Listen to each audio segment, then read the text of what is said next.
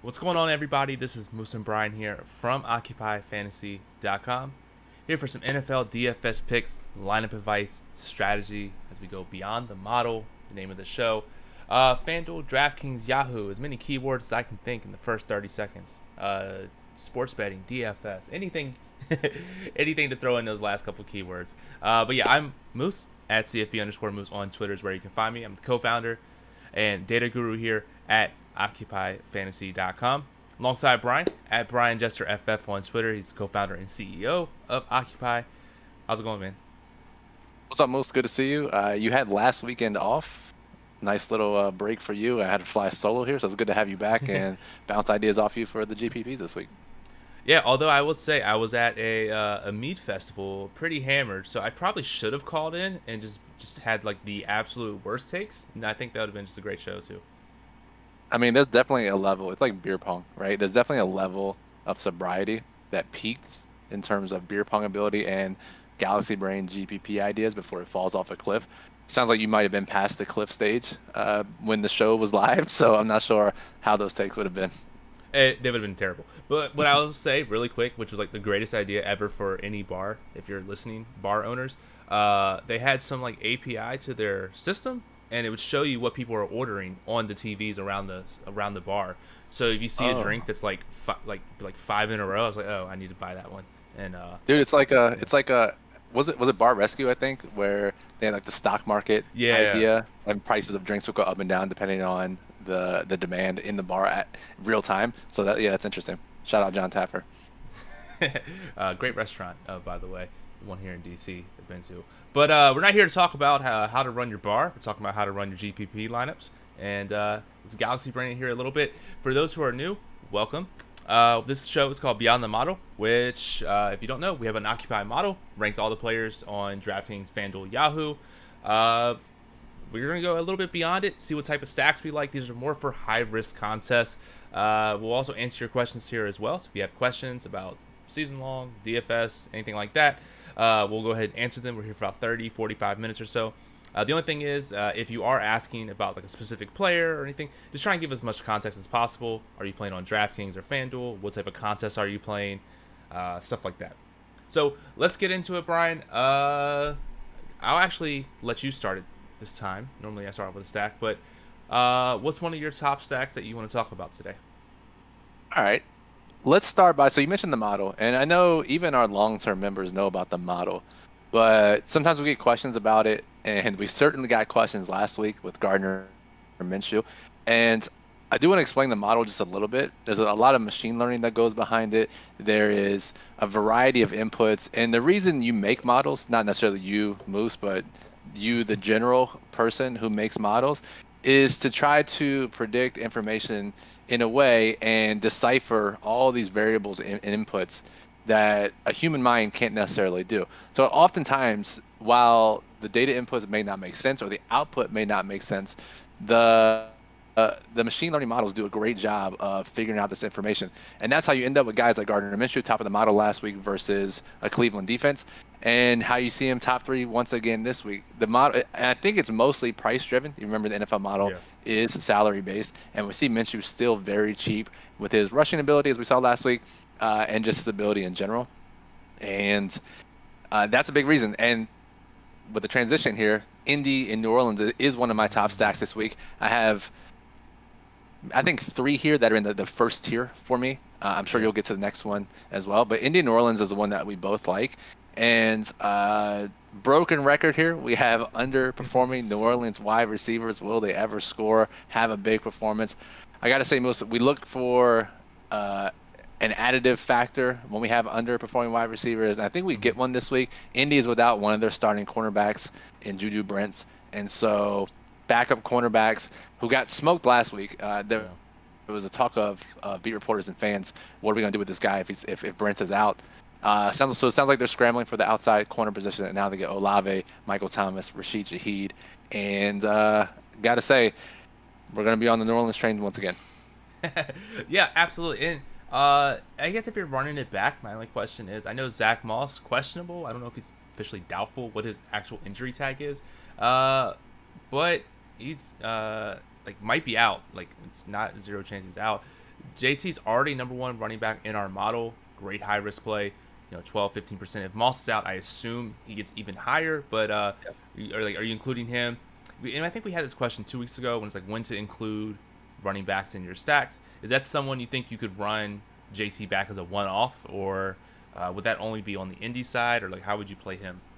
Yeah, and just really quickly, Moose, I've been noticing our screens have been flickering in and out. I don't know if that's a Discord issue or something on your side. You could just keep an eye on that. Yeah, I'm pretty sure it's because I know what the problem is. Yeah, we'll be good. Okay, cool. All right, cool. Just want to make sure you're aware. Yeah, I think so. Moss didn't practice Wednesday, limited on Thursday, didn't practice on Friday. Normally, this new veteran rest thing we've been seeing has been practice Wednesday, not practice Thursday, practice Friday. He's had the opposite, so I would lean more doubtful on Zach Moss. And if he's out, it's just an absolute smash spot, and we'll see JT's ownership climb accordingly. And he'll catch more passes. I would probably only include him if I played him with Minshew. I would also include a wide receiver and hope that they score a bunch of points. I think the best way to use him in that stack is to stack the other side, Carr plus Olave and running back with JT.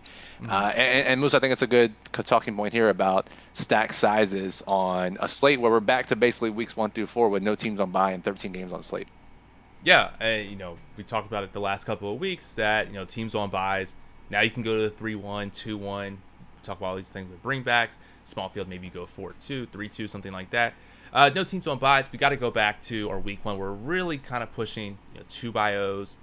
Maybe you can do a 2-by-1 on certain offenses, maybe with high totals, explosive teams. But yeah, generally speaking, you don't want to be stacking too much here. Yeah, and also, I mean, it's fine to 3-1 stack if all the players you really like, but I wouldn't force a 3-1 stack just to get in a stack for that. If you like 4 guys from the same game, certainly, yeah, I'm not saying you can't play it, but I wouldn't go, I got to get this 3-1 stack and I got to play a guy that wasn't on my radar to make it fit. Definitely. Let's see here. Before I talk about my stack, we got some people and some in the chat. MJ, welcome to Discord access only. I swear that's not my burner. Qualkice, I guess he got another promotion and did a little emoji there, which is pretty cool. We got OG1 Kenobi, which is a great name. Says, hey guys, Logan Thomas back on track this week, averaging 6 targets last 3 games. Yeah, he's not on the injury report anymore, fully healthy. And yeah, he ran 31 routes last week out of 50 of Sam Howell's dropbacks. Howell just dropping back 50 plus times per game, I guess.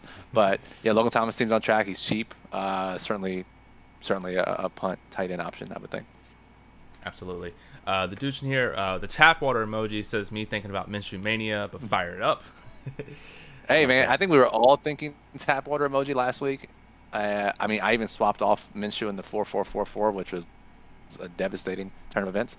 So, yeah, I think it's a natural thought process that you're going to be drinking tap water after the slate's over. But I guess the big question is, can Minshew do it back-to-back? We'll see. I prefer the Saints side in that game, just with their underperforming wide receivers, but Minshew ranks highly nonetheless. Yep. Top Miami says, what's the best QB pool strategy when playing the big $3.20 max main slate GPP? How many quarterbacks would you play? That is a great question, Top Miami. So we actually did some research. We ran our own simulations, shout-out simulations, a few years ago. And Jack mostly did this, architect of our lineup builder. And we found that if you're not simulating a slate every single week, slate by slate, you're simulating out contests, but you're instead using a builder normally, we found that for 150 max contests, and we wrote this in our strategy guide, OccupyFantasy.com, the free NFL strategy guide, 6 quarterbacks in your player pool for 150 lineups is the optimal number. You get way overweight on pretty much every quarterback in your player pool. So many different combinations. So if your quarterback or that game stack is correct, it gives yourself as many chances as possible. I need to personally get back to that myself. I've been drifting a bit. So yeah, when you look at 20 lineups, anytime you go from more lineups to less lineups, you want to condense your player pool even more. So if you feel as confident about 2 quarterbacks, I know that's really tight. I would say 4 is the optimal number. Maybe they're in the same game, maybe they're not, but I would say 4 quarterbacks. Ideally, two different games, 4 quarterbacks total would be my recommendation. Wow, that's a lot more than I thought. I was going to say, my thought was, and this is the big $3, I think it's like 100,000 people or whatever. I say maybe, like, this may be a little too risky, but it is high risk. 1 to 2 quarterbacks. And I'm thinking you build your stack, you get your stack right, and then you just shuffle around a bunch of different of your other players. So if your core hits, something around there's got to hit as well. So I mean, think when there's that many people, yeah. did you have to when you think about it that way, top Miami, like Moose just said, when you have to beat 100,000 people, it's already hard enough with 150 lineups. It's so much harder with only 20 lineups that you really have to have a really tight player pool. So if you're debating at a position, less is always better. Yeah, absolutely. So top Miami, when you win I think it's 100K to first in the play action, come back and let us know how many quarterbacks you used, and we'll start doing that. Gary in the chat here says thoughts on playing time splits with the Bears backfield. Yeah, man. I obviously, as a Roshan best ball holder, I ideally would like Roshan to come back and take a majority of the snaps, and I think he would have if he hadn't had that concussion. Foreman would have been relegated to running back 2. However, Foreman looked great last week. 3 touchdowns scored. Beat reporters seem to think that Foreman has earned the right to first crack at this job. However, we do know that Roshan has been touted ever since he came into the league, and even before that time, for his pass catching abilities and especially his pass blocking abilities, pass protection. So I think at the very least we'll see Roshan get third downs, long down and distance work. So it'll probably be a split in some capacity. And I think it probably, and you got to figure this is for the Sunday night game, so not the main slate. And it makes things really interesting on that slate. I would probably do a max 1 between Foreman and Roshan in that showdown slate. But I have a feeling Gary might be asking for season long, in which case, if you have Foreman, I would play him unless you have a better option. And I would do the same with Roshan unless you had a better option, because running back's pretty gross pretty much every week. Yeah, makes sense to me here. Cool. So we'll let some more questions pile up before we continue answering them. Brian, I'm going to talk about the next stack that I actually have in my rankings. I think you have them ranked pretty highly too. Is that Baltimore and Arizona game. You know me, ever since week 1, I've been on this Arizona train. But looking at it, and we've seen Lamar Jackson is to be like Jalen Hurts, where they have such a huge rushing upside that they can get 1 or 2 rushing touchdowns in a game, and they'll just be like solely optimal themselves. So I think there's a handful of different ways you can play this. Lamar Jackson, number 1 quarterback in the model. If you want to do like a 1-1, 1-2 bring back, Ertz is out. McBride's super cheap, $2,800 on DraftKings, $4,700 on FanDuel. Cheapest tight end by a wide margin. That's actually good. You could have him. Looking at a wide receiver, Marquise Brown, I think, is number 3 in our model, doing really good as well. A bunch of cheap pieces from that Arizona side. Maybe if you want to get cute, you can go DeMarcado. It's clear running back 1 last week. With snaps. So yeah, I think there's a lot of different ways you can play this, a lot of cheap pieces that allows you to fit up to the more expensive one-off pieces, your CMCs, your Cups, your whoever, Waddle, Tyreek, etc.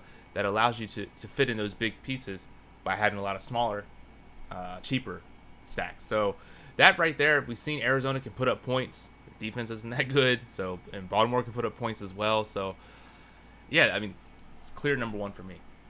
Yeah, it's actually my number 1 as well, and I love all the call-outs there, Moose. So actually, first time, we talked all off season, first couple weeks about this new revamped Baltimore offense, and yes, while the pass rate hasn't been what we like, the offense has been different in some capacity. However, last week was the first week they had a positive pass rate over expectation in a game. First 6 games, all under expectation. As far as basically what that means is they've run more often than the down distance score game scenario would call for. Last week was the first time they passed more than expected. So that's got to be exciting to think about. Obviously, Andrews, Zay Flowers, the clear guys on Baltimore side. Yeah.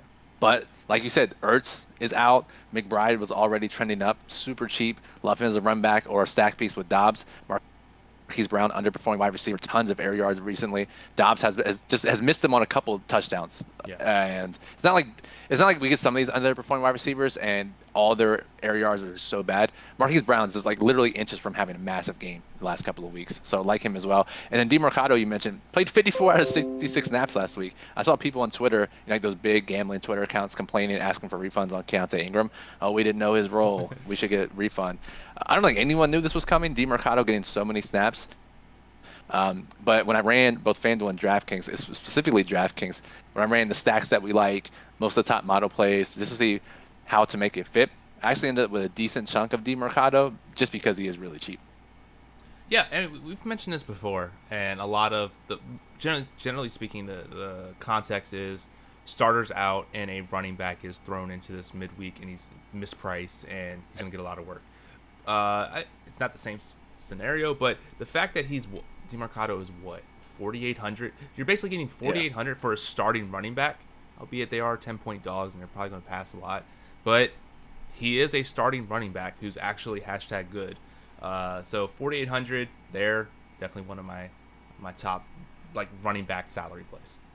Yeah, and he ran 28 routes last week, so he's not this like early down grinder by any means. I think his only touchdown he came in relief of James Conner. I think it was a receiving touchdown if I'm not mistaken. So he can play in any game script here. It seems like, and just an overall really good game environment. I like it a lot. Most I think some people may be scared off.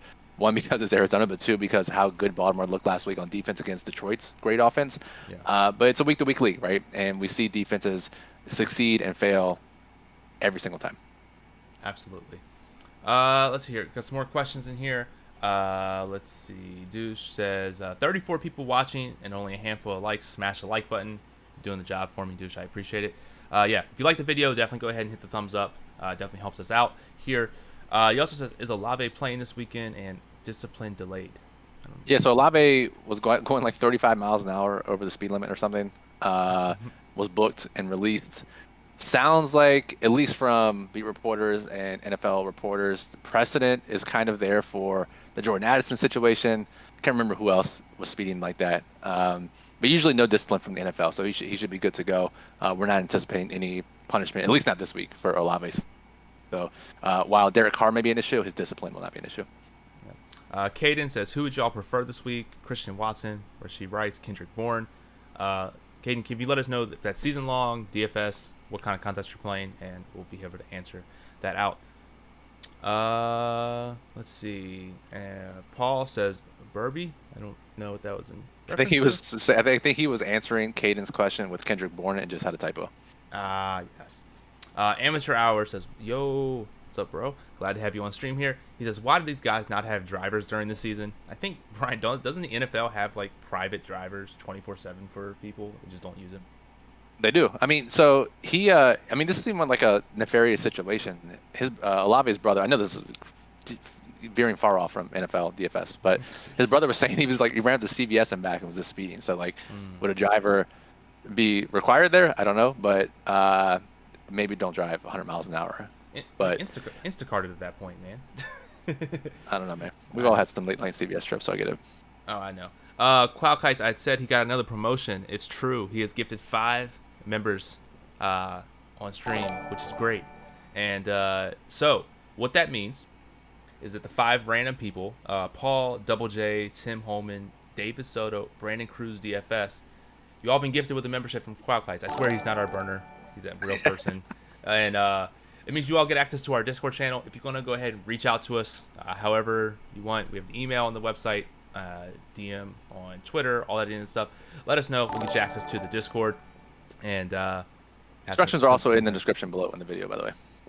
Yeah, I should probably read the description from time and time again. But yeah. All right. So Caden says it's a PPR 12-man league for fantasy. So Christian Watson, Rashee Rice, Kendrick Bourne. I mean, I'm gonna play Christian Watson. He's the best overall player in that group, highest upside. Still not convinced about Rashee Rice full-time role, so I would say Watson's the safest playing time there. Yep, definitely. Perfect. So we talked about the Baltimore stack. Brian, what's next stack on your list? All right, so we talked about Arizona, Baltimore. We have talked about Indy and New Orleans. Next on my list is New England and Miami. And again, just for reference, the official stack recommendations from our NFL manager and writer Chris are in the Daily Plug, so make sure you read those after. He also talked about it in his video that he posted last night. New England and Miami, for me, we saw a little bit of uptick in New England's tempo last week. They looked not like the worst offense in history against Buffalo. The only issue with New England's side is I have a feeling. Let's watch inactives tomorrow, but I have a feeling they're going to fuck this up and just play all these receivers so many different ways. We saw Demario Douglas have the juice last week. Juju was out. They used him as a true slot receiver, full-time role. Looked great doing it. A smart coaching staff would leave Juju inactive, let Demario Douglas develop, and give this offense a shock. I don't think it's going to happen. We also saw Jalen Reagor take some snaps away from Devontae Parker. Devontae Parker also kind of washed, so wouldn't mind seeing that. Tyquan Thornton, off injured reserve. They've been easing him back in. It's a true mess for New England side. Really, what you're looking for here is obviously the Miami side, which everyone is stacking every single week anyways. Tyreek is fully healthy, so is Jalen Waddle. Mostert's going to play. So this is your typical Miami stack moose. Running back if you want to. If you're making 150 lineups, I would definitely include some 2-1s, 3-1s. But I think if you're hand building small field, or even just building a couple lineups, just go Miami 2-0, Miami 3-0, call it a day. Yeah. Do you think what's his name? The Miami offensive lineman put on IR this week. When I know he's out. I know it's going to be something. Do you think that adds anything, or? Yeah, I mean, it certainly hurt them against Philly. Philly's a much different defensive line than New England is. So you got to figure Miami is down 2 of their anticipated 5 starters going into the season, Teron Armstead and Isaiah Wynn now. So it's not great, obviously. But I have a feeling that they also lost him mid-game. You and I have talked about on this stream, when you lose an important player mid-game, it is much more difficult to overcome than it is going into the game. So we'll have a plan around it, and I think they'll be fine. I wouldn't let it affect my stack selection too much. Makes sense to me. Yeah, I like that as well. I know they're also getting Jalen Ramsey back. That should be interesting to see how that works out. But yeah. So going to the next stack, would be no surprise that I have to pick this team, and it is the San Francisco and Cincinnati. I actually had them a lot farther down. Sam Darnold expected to play. Just didn't really like the San Francisco side on that. Brock Purdy apparently has that dog in him and just passed a concussion protocol with flying colors, and now he's projected to start, which opens up a lot of that offense. The only downside is why they're ranked a little bit lower. Debo remains out. They still have some expensive pieces with them.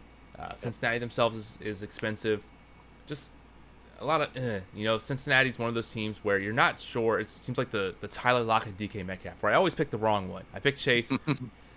And someone else gets all the points. I pick I pick Tyler Boyd, and Shamar Chase scores 50. So it's definitely hard to pick such an explosive offense there. But I do like that. Another thing that downgrades it, Trent Williams, very questionable. If he's out, it lowers that side. I think I'm stacking more Cincinnati and then just bringing back with San Francisco, picking just one of the random pieces that they have there. Could even be CMC, could be anyone else really, but I like that. They ranked high in the model. We know Cincinnati's each week Joe Burrow's been getting healthier and healthier, and I think we're starting to finally see his true form. He ran just as well as I thought he could last week, so pretty good there. Yeah, I thought this would rank a lot higher for me too, and it just doesn't. And maybe it will move up. A lot of this has to do with the total. Sam Darnold starting. So once I rerun my stuff and once we update the model, I'm sure Cincinnati and San Francisco will move up into playable territory for me. But it is pretty expensive, right? On a week where, we're not looking to jams. When you have 13 games, it's much different. Let's just say you had 2 games. We talk about this example all the time. But if you had 2 games and a player scores 50, you literally have to have that player. You can't win anything if you have a 2-game slate and a player scores 50. You don't have him. 13-game slate, you may be able to get away with them if enough guys score 30, right? Yeah. And so when you have 9K plus players, 10K plus players, it is a lot harder to play them, and they're not optimal as often as you would think when it's this many games on the slate. So for the more expensive stacks, I'm willing to downgrade them a bit, and if they go off, you can still overcome that depending on the rest of your lineup. So especially if it's a smaller contest. So they rank a little bit lower for me, but I certainly understand anyone who would want to play that stack because of the explosive weapons in that game. Absolutely. Let's see. We got some more chat comments. I see Ken in the chat with is that a unicorn goat? It's great emoji. I don't even know where that's from, but great. And OG1 Kenobi says sweet, I guess in reference to the Gifts membership, but they need cooler usernames though. I agree. And he also asked, do you guys like the Vikings defense on DK for a cheap defense? And Nico Collins is going to feast on Dante Jackson. He's 5 inches taller. And there's an emoji blocking the rest of the thing. And someone's out for the Panthers. I don't know why YouTube would make an emoji to block the messages, but whatever. Yeah, I don't know why doing it too. All right, so let's answer the defensive question first. I'll pull it up on my side. The Occupy model. Occupy model does an incredible job of ranking and predicting defensive performances, especially all positions, but defense especially. We have Minnesota ranked number 2 overall in our model, so we really like them a lot this week. 9% projected on DraftKings, so relatively popular. 4% on FanDuel, but yeah, we do like the Vikings defense. Houston is another stack that's in that next tier for me. Houston, Carolina, mostly the Houston side. Carolina, the biggest thing I know, Matos, however you say his last name, he is out. But more importantly, Carolina's Brian Burns might be out. Got injured in practice and may not play. Obviously, an impactful edge rusher there. That would certainly help Houston's offense. Carolina missing Jeremy Chin, one of their starting safeties as well. Carolina returns one of their guards, so if you like the Carolina side. More importantly, I like the Houston side here. Robert Woods is out. That opens up a couple of targets. Should condense on Tank Dell, who returns. Remember, he missed the last game with that concussion. But on Nico Collins and Tank Dell, really like both those guys. Like Houston's offense during that next tier of stacks for me. You're not going to be playing any Noah Brown? Maybe in Showdown. I will not be jamming in Noah Brown for sure. On a 13-game slate. Yeah, no, I get it. No, and we've seen, again, Tank Dell's explosive as well. He's had multiple long touchdowns until he was out. Absolutely like that as well. Can't really knock it. Let's see here. Any other questions? I don't see any. We're a little bit question from Michael in there, Moose. Oh, yes. On FanDuel only, one lineup: Hoosier quarterback CJ Stroud or Lamar. Kind of hard to know without knowing what can you let us know what contest type? Like how many entries and stuff like that. Michael will definitely go ahead and get that answered for you. Let's see here. And then OG says Matos out for Panthers. Stroud will have more pocket time, maybe. Yeah, and ideally, if Burns is out, even more pocket time. And you got to figure. Remember, Stroud did a lot of that work with that patchwork offensive line. Their offensive line is almost fully healthy now, if not fully healthy. Back together for at least a game. Had the bye week to work together, so things trending up for Houston's offense. Yeah, and Michael says it's in the Millie Maker. So I'm actually going to say probably Stroud. You need. You're going to get a little bit cheaper.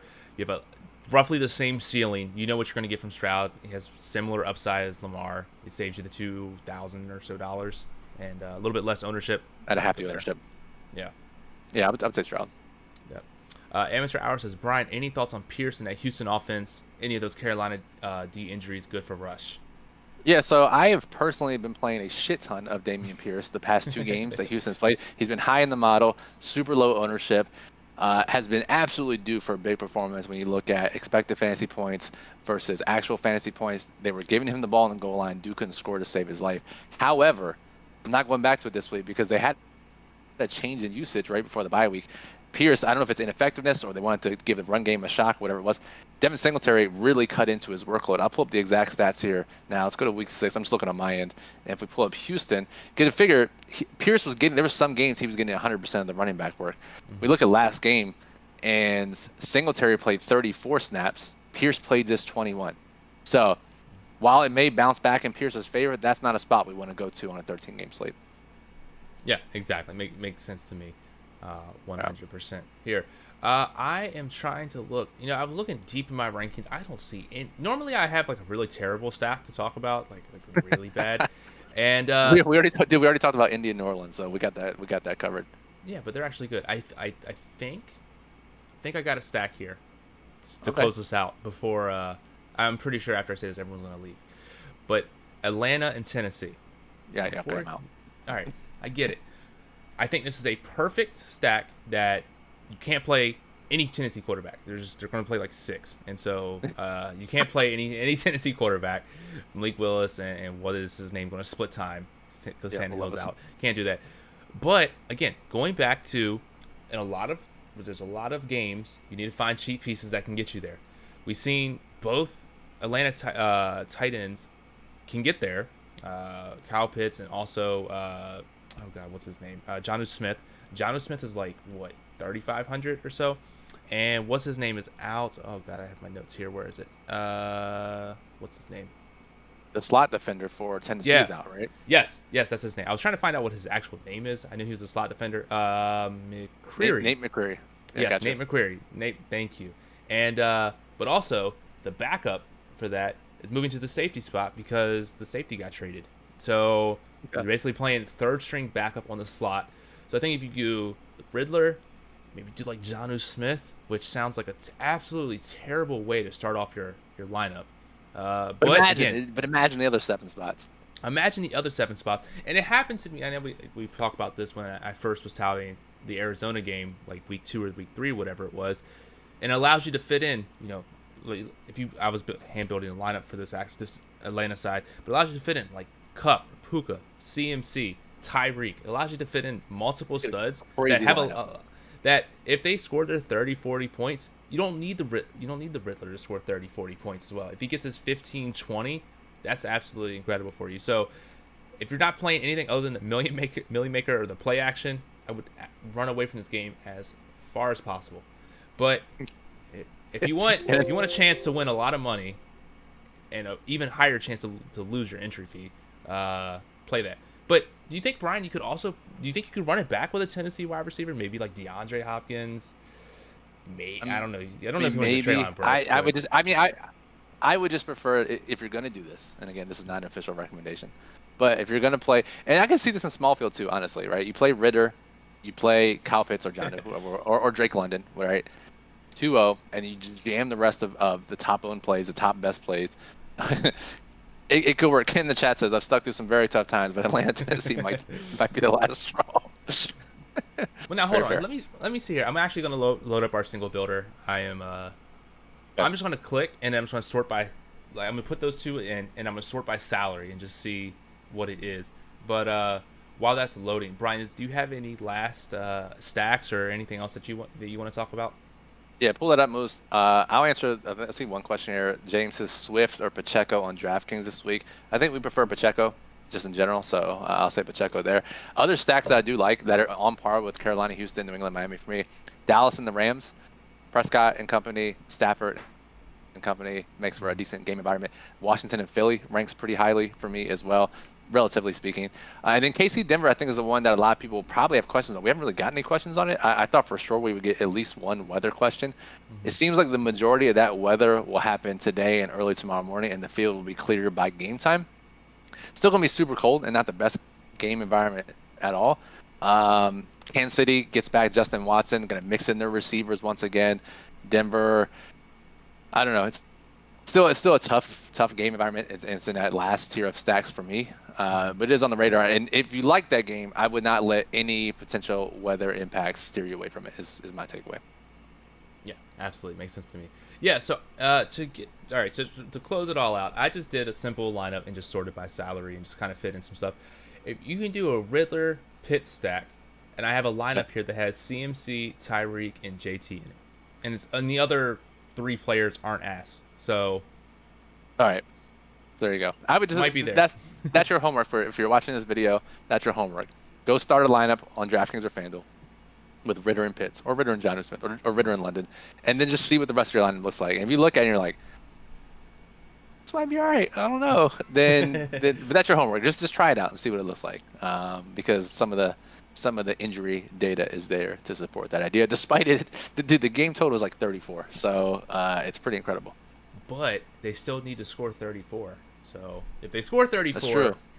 Riddler scores 34, then we're cooking. But yeah, so let's last handful of questions, and then I'll take us out of here. Let's see. Michael also says, last question, Kirk or Ridley? I'm leaning Ridley for lower ownership. Do you have anything there? I think Ridley, probably. Yeah, Ridley, we finally get low ownership. It just hasn't performed at all lately, but he is one of our underperforming wide receivers this week. That means he is due for a big game. I don't know what's been going on there. The way they've been using him hasn't been ideal, but Pittsburgh has 3 defensive backs that are questionable. I assume they're all going to play, but if one is out or they're all banged up, that's got to be great news for the Jags receivers. And anytime we get teammate question, the underperforming wide receiver versus a non-underperforming wide receiver, in fact, Kirk is overperforming, steer and side with the underperforming wide receiver. So I say Ridley. Makes sense to me. Here, Amateur Hour says, I keep constructing lineups that are landing scarily on double tight end with cheap McBride. Can you guys briefly talk about double tight end lines and your thoughts on a 3-2 Cincinnati San Francisco stack playing CMC and Kittle together? Brian, I try and get you every week to say double tight end. Is this the week where you have a super cheap tight end that's has a big role? No, I don't think so because he can still score like 5 points, right? He's not locked into any points. Double Yeah. tight ends on these bigger slates have been historically very minus EV. If you look at the amount of lineups that play double tight end versus the amount of lineups that finish the top 1%, there's a very big difference. It's the biggest difference on these big slates at any position. So I would say double tight end is not the way to go on a slate like this. There is enough value. Really, you only want to do that when pricing is like so tight that you can't fit anything in. I don't think that's the case this week. If everything is so tight and everyone's priced appropriately, you need to fit in a $2,800 tight end to make the rest work. That's fine. I don't think we have to do it this week. 3-2 is probably a little too much unless I'm playing like a 100-player league or a 200-player GPP, something like that. And you know, if there is a stack that can do it, that's probably the best one. Yeah. But I would also say if I'm going to 3-2, I would prefer to be a more affordable stack in smaller contests. All is a long way of saying I don't think it's a great idea, but if you like your lineup, don't let all the historical data steer you away from it. Exactly. And Qualkite says actually double fullback is the way. Yes. Yes, thank you for the chaos. And last question here, I'll take us out. OG says, I saw a stat that Prescott scores big points fantasy wise after a bye week. I don't, not really much to say about that, but if that's what you're going on, if you like your lineup, take it down. We like the stack. So. Yeah, we like the stack. So cool. So that'll do it for today's show. If there's anything else you like, if you're watching the replay, go ahead and hit comment below. For the people that got Discord access, reach out to us, read the description below to figure out how to get access to the Discord. If you also want to get access to the Discord, check out the description below. occupyfantasy.com/Discord is how you can find out. We have the NFL plug up. We have the NFL model up. We're here to help you guys win a bunch of money, and we'll be back here next week to talk all about it. So until then, Moose and Brian from Occupy Fantasy, have a good day. Luck.